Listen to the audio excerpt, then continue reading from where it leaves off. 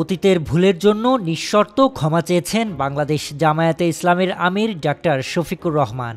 বুধবার যুক্তরাষ্ট্রের নিউ ইয়র্কে সাংবাদিকদের সঙ্গে মতবিনিময় সভায় তিনি ক্ষমা চান।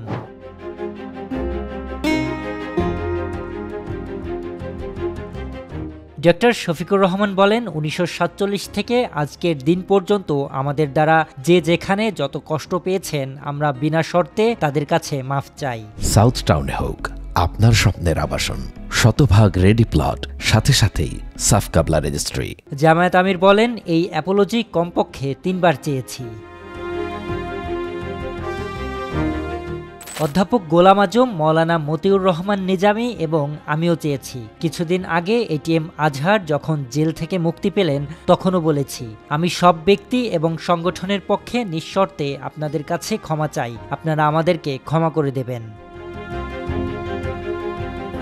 তিনি বলেন, আমাদের 100টার মধ্যে 99টা সিদ্ধান্ত সঠিক, একটা তো বেঠিক হতেই পারে। সেই বেঠিক একটা সিদ্ধান্তের জন্য জাতির ক্ষতি হতে পারে।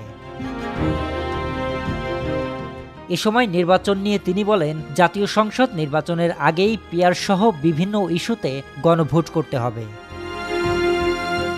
নিউজ ডেস্ক, বাংলাদেশের খবর।